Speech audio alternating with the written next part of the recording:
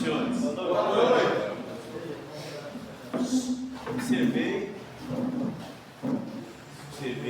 que em janeiro de 2025 está cheio de gente de máscara dentro do Serene. A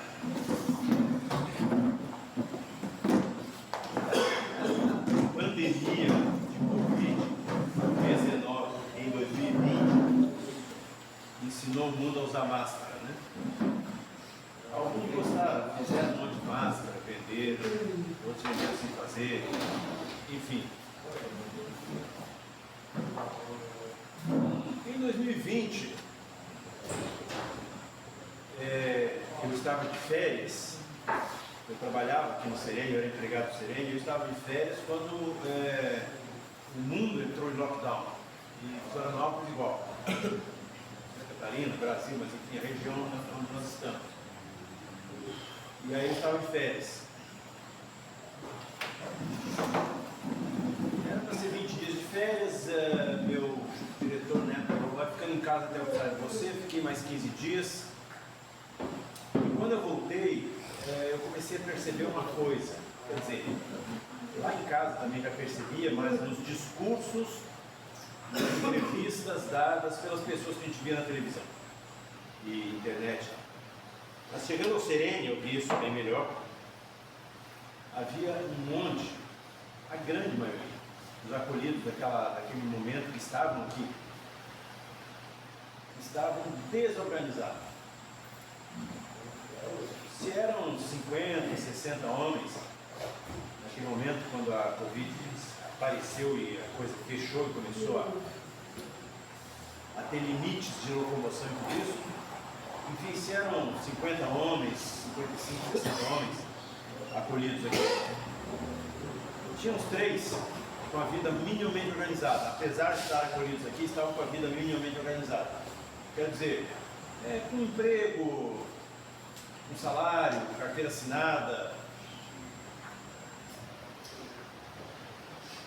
E ainda esses, por uso e abuso de substância psicoativa, estavam no momento em que o mundo vivia uma pandemia quer dizer uma endemia que atravessou continentes. Quando atravessa continentes, quando se toca de um continente para o outro, é uma pandemia. 100 anos depois do mundo ter enfrentado uma pandemia que tinha sido na década de 20 do século XIX, do século XX, perdão, na década de 20 do século XX, nós tínhamos enfrentado a pandemia da gripe espanhola. Uma coisa, uma gripe, um vírus disseminando pelo ar, se espalhando pelo mundo. 100 anos depois, em 2020, século XXI, o mundo enfrenta uma outra pandemia, mas para nós, que não tínhamos vivido em 1920, era coisa nova, coisa inédita. E eu falei naquele momento para os acolhidos que estavam aqui, obviamente que muitos de vocês não estavam aqui. Então fala agora, porque eu estou vendo várias pessoas de máscara de novo, e também não só doenças, mas cataclismas, quer dizer, as coisas da natureza, as coisas desastrosas promovidas pela própria natureza, sistemas econômicos que ruem, como ruiu o sistema econômico do mundo ocidental quase todo em 2008, por causa de novo do problema da Bolsa de Nova York, das questões, enfim, da economia dos Estados Unidos, quebrou o mundo, enfim, esses problemas que mexem com todo mundo, mexem muito mais com quem está com a vida desorganizada. É muito pior, foi muito pior a pandemia da Covid-19 há 5 anos para quem estava, para muitos da polícia estavam aqui, porque daqui a pouco o INSS já não atendia ninguém, estava tudo fechado, aí queria o benefício não tinha, aí estava contando que ia acontecer alguma coisa lá fora, que a família ia sustentar aqui, ia trazer isso aqui, mas a família não podia sair, aí não tinha visita, aí foi um momento, eu nunca tinha visto isso, porque em todas as comunidades terapêuticas que eu tinha trabalhado, e mesmo sereno que eu tinha estado naquela época como interno, sempre houve visita, sempre foi facilitado isso, sempre foi tranquilo. E naquele momento, uma das coisas mais preciosas do acolhimento foi tirado de nós, que eram as visitas. Mas muitos não viram isso, muitos viram que o mais precioso estava sendo tirado era o dinheiro. Mas, de novo, repito para você, temos de várias idades aqui, como sempre, de várias idades. Velhos como eu, a gente bem mais jovem como eu já fui.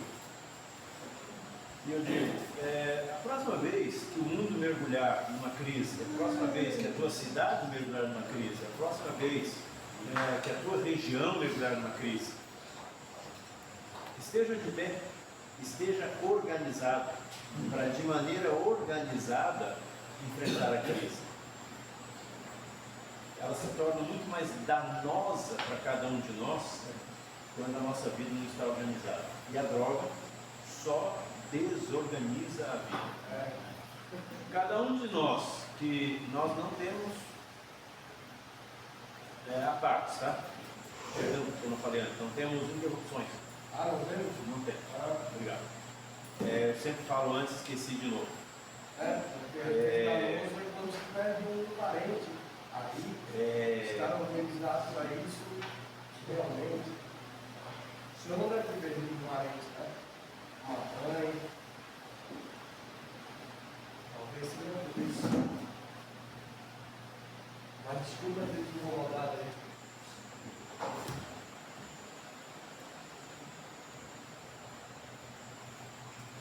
Eu perdi meu pai quando eu era um drogado. Foi um momento que tumultuou minha vida. Depois que eu larguei as drogas e organizei a minha vida, eu já perdi pessoas queridas. Mas não foi mais o tumulto, foi quando eu era drogado. É disso que eu estou falando. Eu estou chamando você a organizar a sua vida, porque as tempestades do mundo, elas sempre vêm. Como Jesus diz.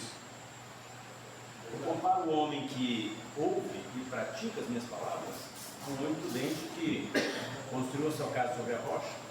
E quando vem as tempestades, porque elas vêm para todos, inclusive os prudentes, a casa dele não cai.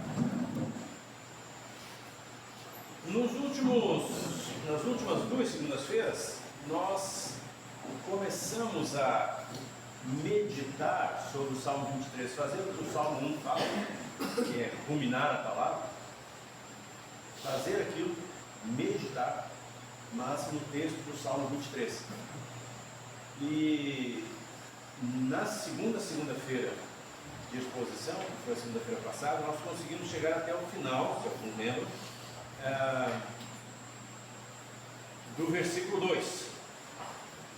Vamos ler de novo o Salmo e depois vamos voltar à meditação sobre ele, ou junto a ele. O Senhor é meu pastor, nada me faltará. Em pastos hervosos ou em verdes pastos me faz deitar.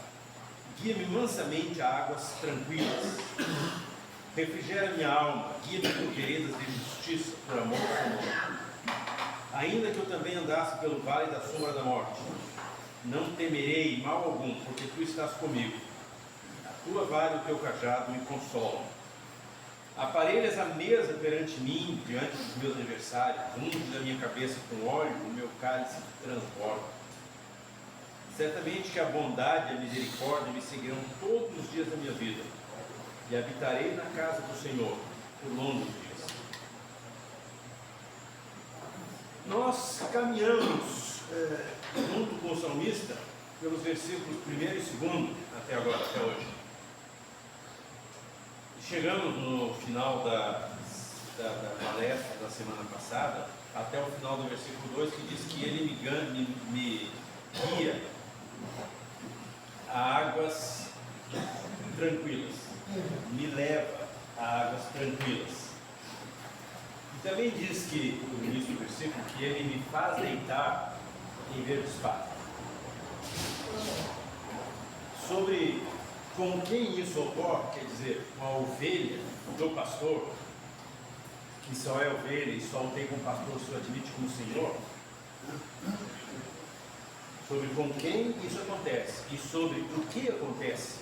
Até aqui nós já vimos e não vamos repetir duas palestras.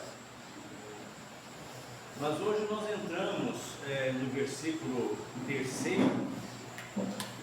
de novo, no versículo interrompido em sua dinâmica por um ponto e vírgula, uma coisa assim, que tranca uma afirmação e completa de novo.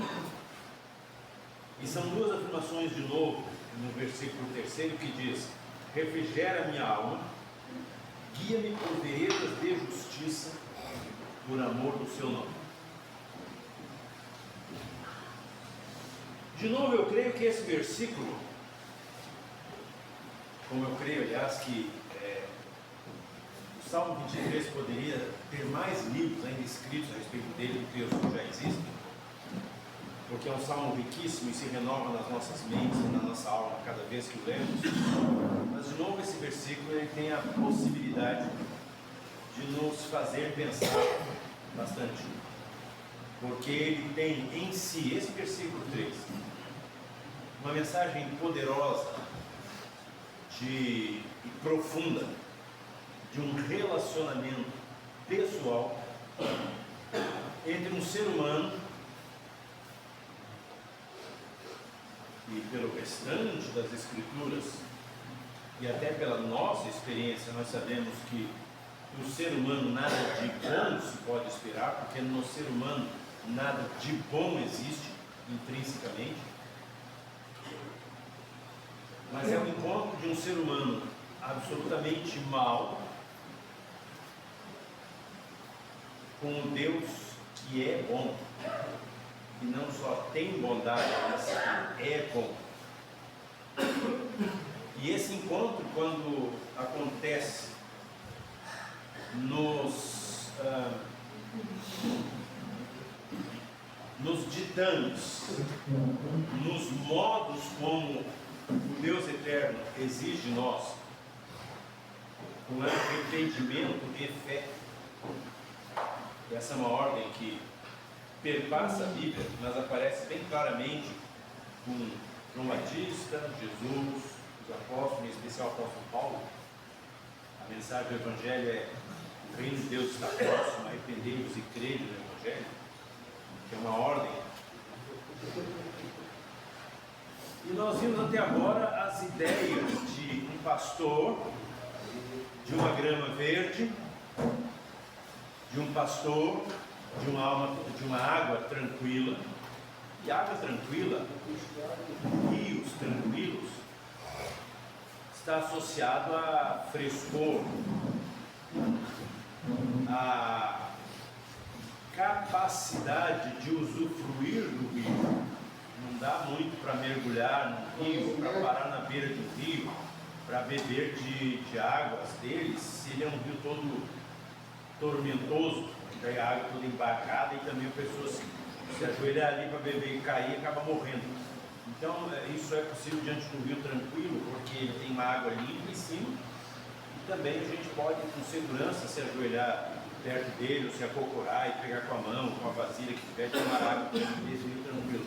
Então, nós vimos até agora imagem de um homem que caminha com o Deus eterno, um homem que reconhece em Deus o seu Senhor e é acolhido por esse Senhor como ovelha, a ponto de que pode dizer: Ele é o meu pastor. E embora ovelhas andem em rebanhos, e os crentes também andem em eclésia, em igreja, em comunhão, em assembleia, que esse é o sentido literal do termo eclésia. Nós transliteramos para a igreja, mas a palavra grega que Jesus usou, eclésia, uma assembleia. Essa assembleia é a reunião dos salvos de todos os tempos. E nenhum crente é um servo de Deus, é uma ovelha isolada, senão que é uma ovelha dentro de um rebanho. Mas é interessante que quando o rebanho ouve a voz do pastor, um rebanho não ouve voz do pastor, porque um rebanho não tem orelha. Cada ovelha de um rebanho ouve a voz do pastor. E cada uma delas segue o pastor. E daí, obviamente, que se todas as ovelhas do rebanho ouvem a voz e seguem o pastor, você vê um rebanho seguindo, mas também individualmente, cada uma daquelas ovelhas está seguindo o pastor. Elas não estão umas seguindo as outras. Não é assim no reino de Deus. Cada uma segue a outra. Todas as ovelhas, individualmente, ouvem a voz do pastor, identificam que é o pastor e seguem o pastor. Por isso, cada uma delas diz: ele é o meu pastor.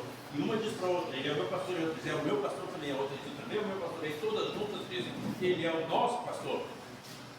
Mas o relacionamento com Deus é individual. Nessa caminhada em rebanho de ovelhas, em igreja, em que o pastor leva cada uma das ovelhas, faz com que ela deite em pastos verdejantes, local agradável e tranquilo, local úmido, local com vida. Pasto verdejante tem vida, tem umidade. Aquela grama tem seiva. Um rebanho em que cada ovelha é guiada pelo pastor, não para onde quer ir, daí não seria guiada, e nem é empurrada para algum lugar, mesmo que seja para um rio tranquilo, de águas tranquilas, para se dessedentar e até tomar banho, quem sabe, mas onde cada ovelha não é empurrada para lá, mas é guiada pelo pastor para lá. E isso significa que o pastor vai na frente conduzindo, porque o guia é alguém que está na frente conduzindo. Nesses dois primeiros versículos não ficou muito na nossa mente. Não sei se no salmista ficou, como ele logo traz o versículo 3, talvez ele já estava com isso pensado, mas ele soltou depois do versículo 3. Não surgiu nos dois primeiros versículos a ideia que surge necessariamente no terceiro versículo. Quando diz: refrigera a minha alma, só tem muitas implicações, mas só tem uma explicação ou uma causa para escrever isso, para pensar assim: é que a alma esquenta, e se não entra o refrigério do pastor, ela até ferve. Então, de novo, nós estamos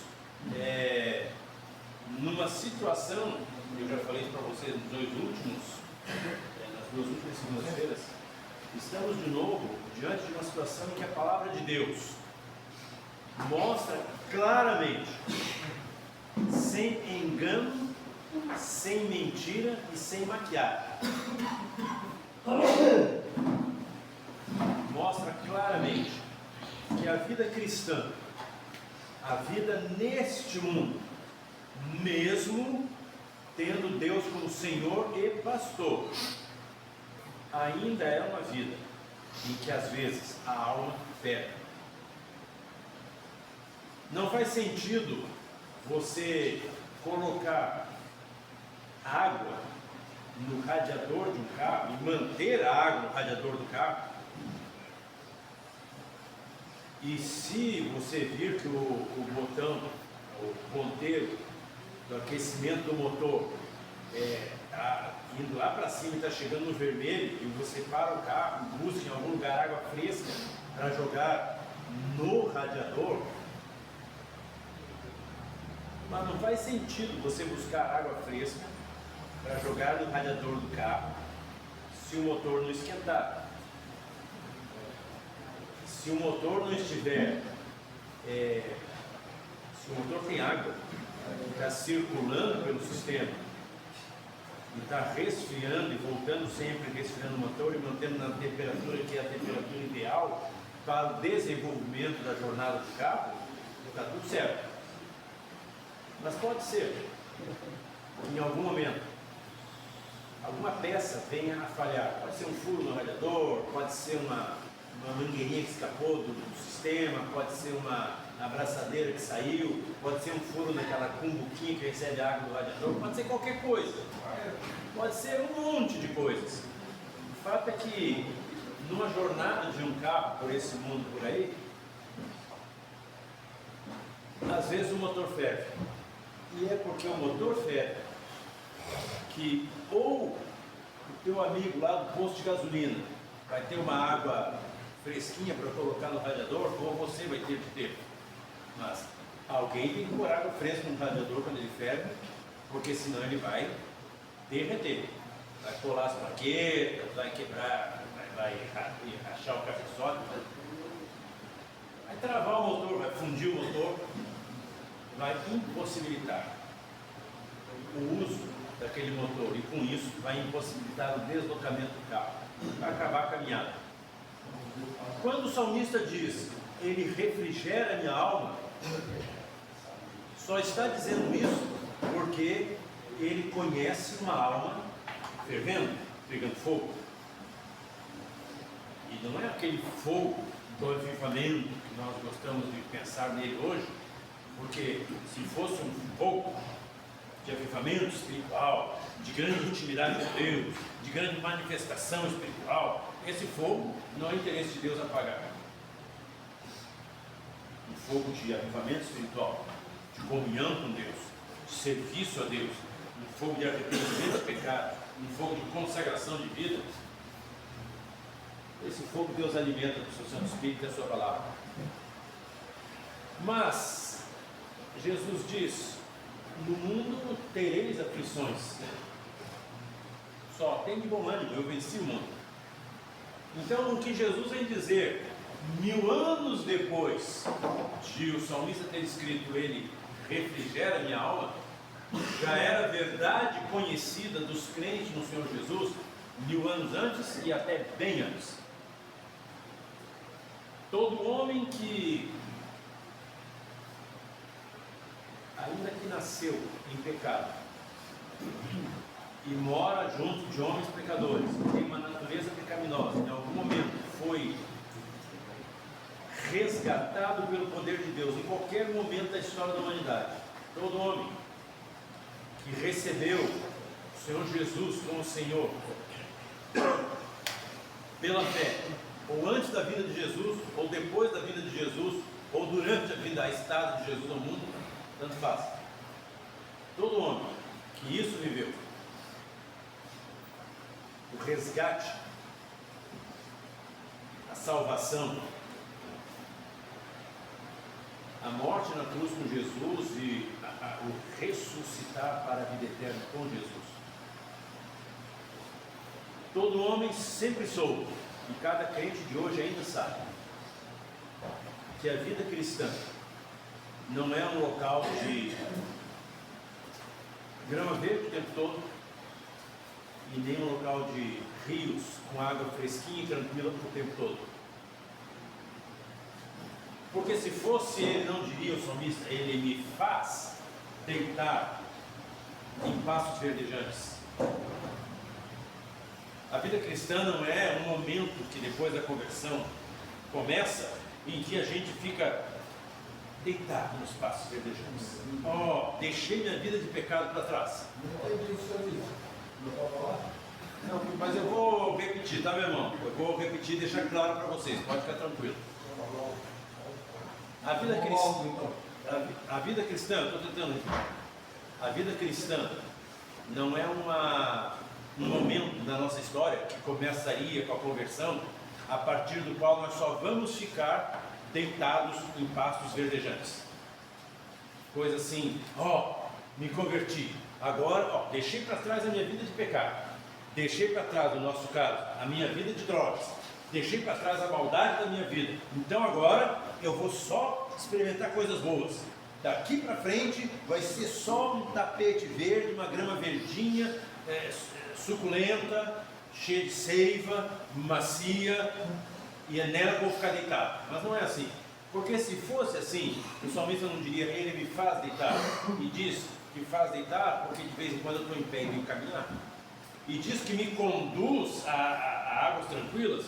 E se essas águas tranquilas, obviamente, não podem estar no meio da grama, porque senão seria um charco, não seria nem um riozinho, nem águas tranquilas, e nem seria um gramado, seria um goto. Então eu tenho que levantar e caminhar. E às vezes, porque eu tenho de levantar e caminhar, ainda que eu tenha um pastor, e ainda que porque ele é meu pastor, nada me faltará, na caminhada, ainda o meu motor ferve. O salmista disse, a alma ferve, a alma esquenta. Como é que o salmista disse que a alma esquenta? Ele disse, ele refrigera a minha alma. Ninguém refrigera uma coisa que está refrigerada. Se a gente chama isso de geladeira ou de refrigerador, tanto faz. Mas se a gente chama de refrigerador é porque ele tem uma função. Ele pega uma coisa que está quente e refrigera. Não se refrigera algo que já está refrigerado. Não se torna líquida uma coisa que já é líquida. Não se torna sólida uma coisa que já é sólida. Ela já é. Se refrigera a minha alma, é porque a minha alma tende, e é bem possível, e é quase certo, e na experiência do salmista, na experiência, agora repetindo, na experiência de todos os crentes, em todos os tempos, na minha, dos crentes deste tempo, a alma ferve. Mesmo caminhando, guiado pelo bom pastor, que de nada me deixará faltar, de nada me deixará ter falta. Ainda assim, a alma ferve. E quando ferve, e quando esquenta, quando a situação esquenta ao ponto de que eu sinto o calor, eu sinto a quentura, se o Senhor é o meu pastor, nada me faltará. Sou ovelha, deito nos pastos verdejantes, sou guiado a águas tranquilas.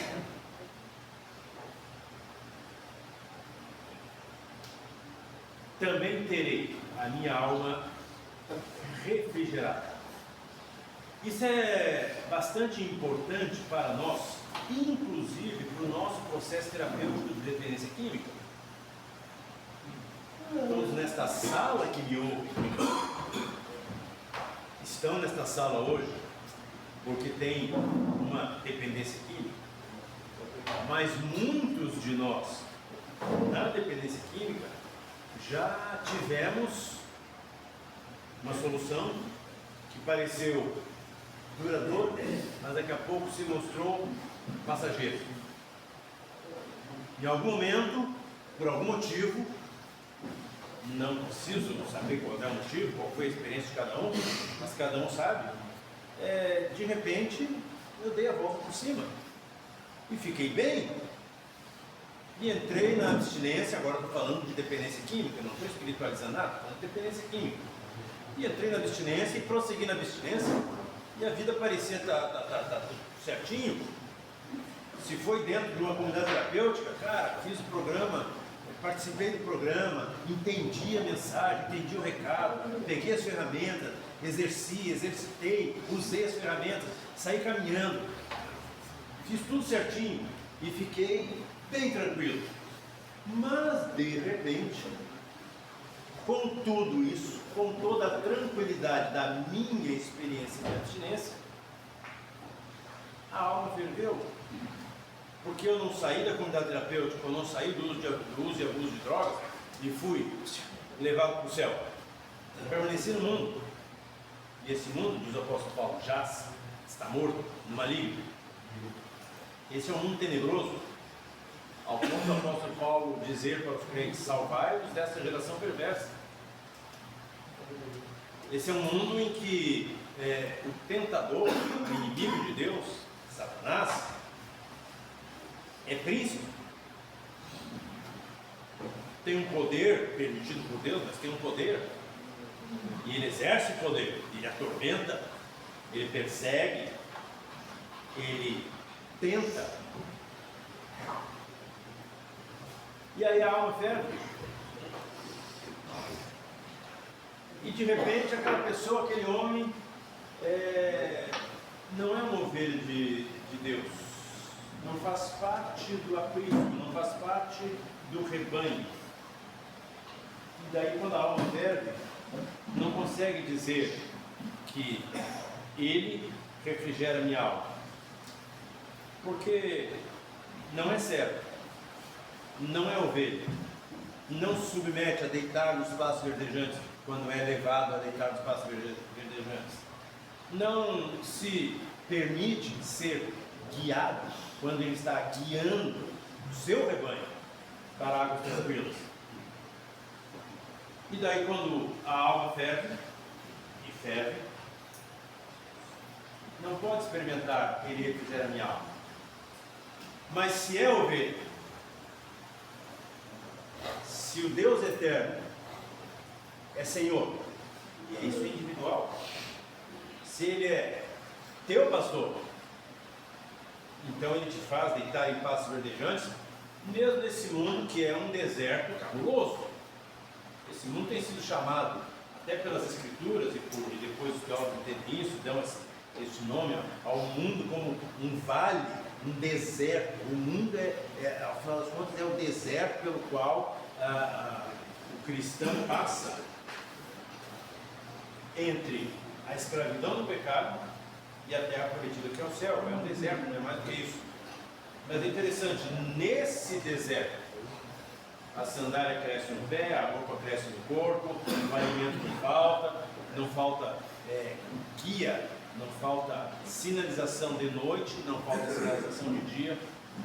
Nesse deserto, Deus eterno cuida e, inclusive, refrigera a alma. Esse homem, o salmista, e toda a ovelha do Senhor Jesus pode dizer: Ele refrigera a minha alma. Há uma maneira como ele faz isso? Existe uma maneira como ele faz isso, e o próprio versículo encerra esse conhecimento. O próprio versículo informa esse conhecimento. Ele completa a mensagem dizendo: Ele me guia pelas veredas da justiça, por amor do seu nome. Refrigera minha alma, guia-me pelas veredas da justiça, por amor do seu nome. Nas últimas décadas, eu tenho 62 anos, então eu tenho 6 décadas de existência, mas teve um momento que eu não me importava com nada, eu não ficava ouvindo esse tipo de coisa. Depois teve um momento que eu me importei com esse tipo de coisa profissionalmente, tempo que eu fui jornalista, eu ficava vendo essas manifestações populares, esses clamores populares, profissionalmente, ficava ligado nisso. E depois eu me desliguei um pouco disso, mas a gente continua percebendo que cada dia é mais comum que as pessoas dizem que querem justiça. Se você atropela o filho de uma mulher, ela vai para a televisão e diz que é justiça. Se alguém, até outro dia tinha uma placa numa avenida, numa autoestrada de Florianópolis, falando de um sujeito que roubou dinheiro de um monte de gente aqui em Camboriú, e sumiu do mundo, e as pessoas dizendo que estão atrás dele, que vão achar para prender. Porque quem é enganado pelos outros quer justiça. Mas a gente não diz que quer justiça quando foi a gente que enganou os outros, né? A gente quer graça e misericórdia, né? Quando a gente é preso, ou quando a gente cai nas nossas próprias arapucas da vida, e a palavra de Deus diz: os vossos pecados nos vão apanhar. Quando as consequências do nosso pecado nos apanham, não só apanham os outros, daí nós não queremos justiça, nós queremos misericórdia e graça. Daí nós queremos salvação, nós queremos suicídio, nós queremos liberdade vigiada, nós queremos um monte de coisa que não seja prisão, condenação e que não seja um exercício de justiça. Mas quando alguém nos fez mal, ou quando nós entendemos que alguém fez mal, em geral para o mundo, nós queremos justiça. Quando o salmista diz que Deus o guia, e quando um crente no Senhor Jesus diz isso hoje, e eu estou falando tudo isso hoje, e há 3 semanas já, essa é a terceira, como um convite para você, para que você se torne em Jesus uma ovelha de Deus eterno. Esse é o sentido da mensagem, não é outro. Deus está criando uma oportunidade, anunciando para você como as coisas são e dizendo que isso é possível em Jesus. Mas quando ele diz, guia-me pelas veredas da justiça, eu não consigo senão pensar em dois termos. O profeta Isaías viveu 300 anos, mais ou menos, depois do rei Davi, que escreveu esse salmo. Ele viveu cerca de 700 anos, Isaías, cerca de 700 anos antes de Jesus vir ao mundo. E Isaías escreveu uma coisa. Isaías era um homem que era do palácio real, ou seja, ele era da nobreza, ele não era da plebe, ele não era lá do fim do mundo, em Jerusalém, Israel.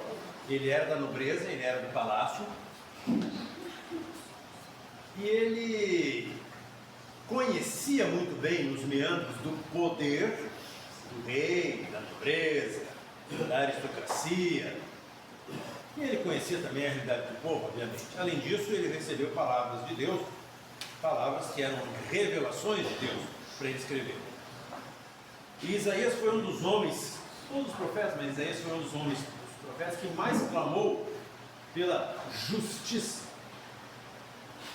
Quer dizer, ele denunciou nos governantes da sua época, no rei, porque era uma teocracia, então era o Deus eterno, afinal das contas era o grande rei de Israel, cobrando através do seu profeta as elites sociais e até a realeza, porque ao fim e ao cabo Deus era o dono do povo e da nação, cobrando justiça. E talvez alguns alegavam que praticavam justiça, mas Isaías diz, de si e de todos os homens, ele diz. Isso é em Isaías capítulo 64, versículo 6, ele diz, porém todos nós somos como o imundo, e todas as nossas justiças como trapo de imundícia.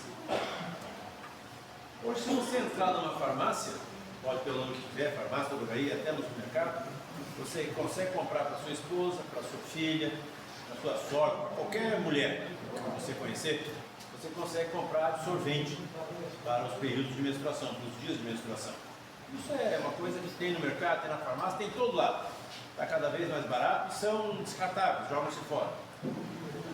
Mas isso não é assim há muito tempo. Isso é assim há pouco, talvez, sei lá, 80 anos, sei lá quando entrou exatamente o absorvente. Mas o que eu sei é que antigamente, e antigamente, não tão antigamente assim, porque as nossas avós ainda usavam os paninhos para estancar a menstruação e para receber a menstruação.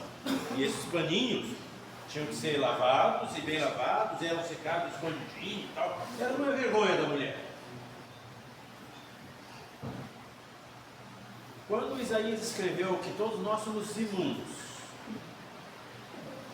e toda a nossa justiça é como trapos de imundícia, a expressão que ele usou no original estava se referindo aos paninhos que as mulheres usavam, porque elas usavam esses paninhos pequenos, esses paninhos do tempo da menstruação, dos dias da menstruação.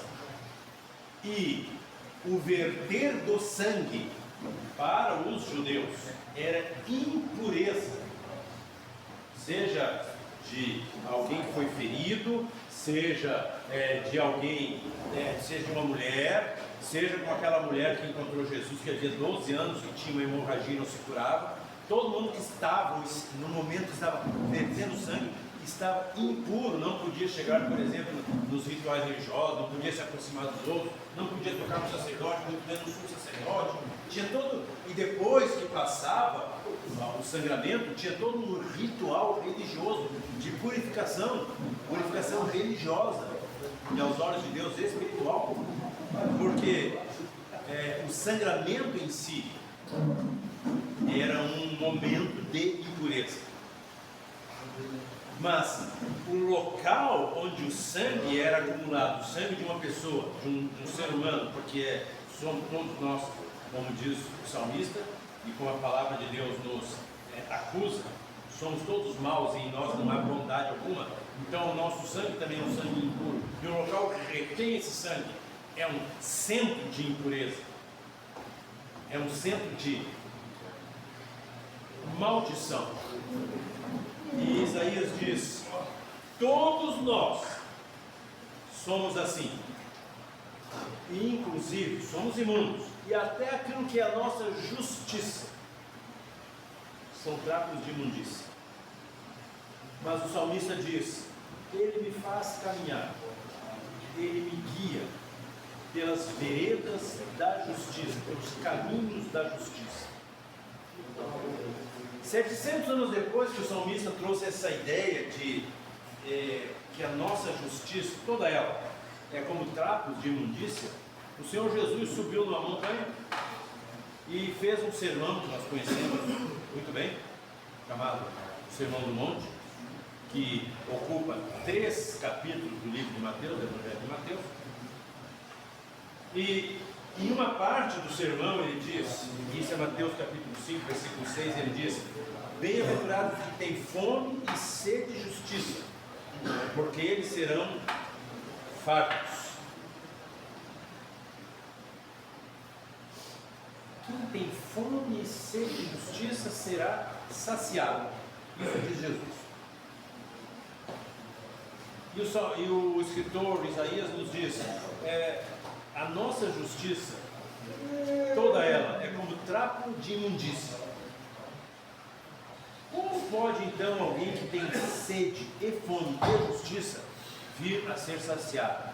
E como pode, como afirma o salmista, alguém caminhar guiado por Deus, pelo pastor, pelo Senhor, em veredas de justiça? No Evangelho de João, no capítulo 6, no Evangelho de João, no capítulo 14, no versículo 6, Jesus diz, e encerra o que poderia ser um mistério. Ele revela: Eu sou o caminho e a verdade e a vida. Quando o salmista diz que o Senhor me faz caminhar, ou que Ele me guia, cuidado mesmo, talvez Ele me tome pela minha mão e me guie, pensando em ovelha, Ele vai na frente e vai chamando e eu vou atrás. Pode ser que eu me leve preso com uma cordinha, mas Ele me guia por caminhos, por veredas de justiça. Nós vamos ver ainda nesse salmo, nós vamos ainda ver nesse texto, que essa expressão guia-me pelas veredas da justiça não é outra coisa do que a anunciação do Senhor Jesus, que confirmou isso e revelou claramente isso 1000 anos depois, dizendo: Eu sou o caminho. Jesus é o caminho de justiça, porque com o seu sangue o justo justificará a muitos, não é a todos. Ouso dizer, sem ser Deus e sem saber quem são os eleitos de Deus, ouso dizer que mesmo nessa sala não são todos. Tirando por extrato, tirando pelas palavras de Jesus, que poucos são os que encontram a porta estreita, vão por ela e ainda seguem até o fim pelo caminho apertado. Quando diz que são poucos, quero ver que são poucos em qualquer agrupamento. Mas não está proibido a algum de nós. Está franqueada a entrada. Ainda é tempo de franquear a entrada. Isso chama graça. Para homens que estão praticando uma justiça que nada mais é que trapos de imundícia, para homens cuja natureza é imundícia, que é como Deus nos vê como pecadores, alguma coisa suja, abjeta, repugnante, existe um convite, e o convite não é: venham até o balcão do bom velhinho, do bom Deus, o velhinho gordinho que fica lá atrás do balcão dando beijo para todo mundo. Isso não é o convite. O convite é uma ordem que diz: arrependam-se dos seus pecados, da sua maldade, parem de tentar praticar uma justiça própria, parem de tentar se justificar, e ainda, pior, parem de tentar, vocês que são injustos e são só imundícia, parem de tentar cobrar justiça dos outros. E se querem justiça, diz Jesus, caminhem comigo, porque eu sou o caminho. Jesus disse: você está cansado? Cansado de enganação? Está cansado da tua maldade? Está cansado desses caminhos de injustiça? Está cansado de fervura? Está cansado de colar as plaquetas? Ele diz: vinde a mim os que estão cansados. E ele promete: vocês acharão descanso para as vossas almas. Isso está em Mateus, capítulo 11, os versículos 28 a 30. Ele diz: todos que estáis cansados, vinde a mim todos que estáis cansados, e eu vos aliviarei. Tomai sobre vós o meu jugo e aprendei de mim. Sou manso e humilde de coração, e achareis descanso para a vossa alma. No final das contas, justiça só se encontra caminhando com Jesus, porque Ele é o caminho. Ele é as veredas de justiça pelas quais o Deus eterno guia o seu rebanho, como rebanho e individualmente como ovelha. Na verdade, eu não estou fazendo aqui, trazendo uma mensagem para um grupo de pessoas, porque vocês não são para Deus, nenhum de nós é para Deus um grupo de pessoas, cada um de nós é para Deus um indivíduo, para o qual ele tem sempre a mesma mensagem. Aprenda assim, creia no Evangelho. Venha a mim, se está cansado, eu te aliviarei. Entrega a tua vida a mim, o teu caminho, não é as pedrinhas do caminho. Entrega a mim a tua vida, e você vai ver que eu faço, e eu faço o resto, todo mais eu faço. E diz o salmista: ele refrigera a alma, guia-me pelas veredas da justiça. E agora tem uma coisa fantástica, que é o selo da garantia da tua salvação, se você decidir, se você concordar com Deus, se você confessar o teu pecado. Diz, e ele faz isso por amor do seu nome. Que mistério é esse que Deus, sendo santo, sendo bom, sendo puro, se volta para uma criatura que se tornou indigna de qualquer merecimento, de qualquer compaixão, se tornou indigna de qualquer ação de bondade, por causa da sua maldade, a maldade dessa criatura, por rebeldia. Que mistério é esse que faz com que esse Deus se volte para essa criatura e faça tudo o que já foi dito desde o versículo 1 até agora o final do versículo 3? E o mistério é que ele o faz por amor do seu nome. Eu não canso de repetir e não canso de ensinar. Eu não sei, não compete a mim saber quando é que o Espírito Santo de Deus vai usando as palavras que você vem ouvindo de mim, dos outros pregadores aqui, daquilo que você ouviu da sua avó, da sua mãe, das tias, dos pastores, de todos os crentes com quem você já conviveu. Eu não sei em que momento o Espírito Santo de Deus vai usar a sua palavra e convencer você do seu pecado e da justiça e do juízo. Mas uma coisa eu sei é que qualquer coisa que aconteça nas nossas vidas, em primeiro lugar, é permitida ou realizada por Deus, por amor do nome dele mesmo. Deus, quando criou quaisquer coisas, todas as coisas, todos os seres, celestiais, humanos, criaturas inanimadas, céus de céus, estrelas. Agora nós sabemos que existem trilhões de galáxias. Imagina o que é uma galáxia, imagina que são trilhões de galáxias. Mas tudo que Deus criou em todos os tempos, e tudo que Ele sustenta, também em todos os tempos.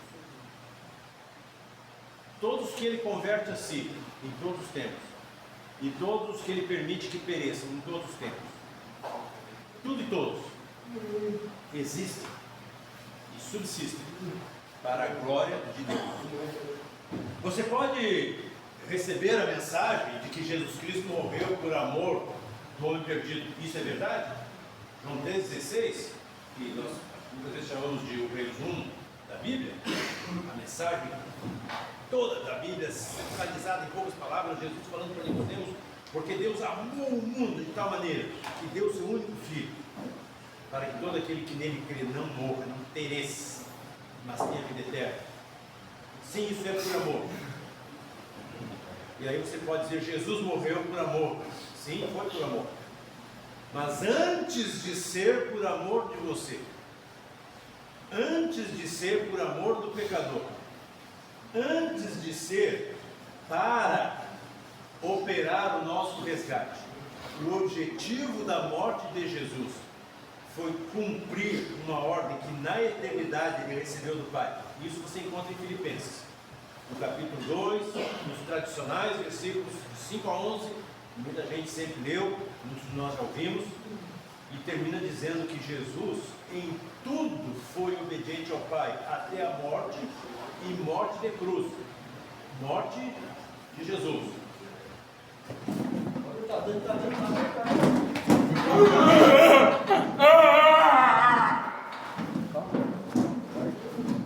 Ele tá lendo o ataque, cara. A língua abre a boca dele, cara. Ele tá mordendo a boca, velho. Ele tá mordendo a boca, mano. Ele tá mordendo a boca. Calma, irmão. Ele tá mordendo a boca, velho. Tem que abrir a boca e puxar a língua, velho. Ô, mamãe, ô, mamãe.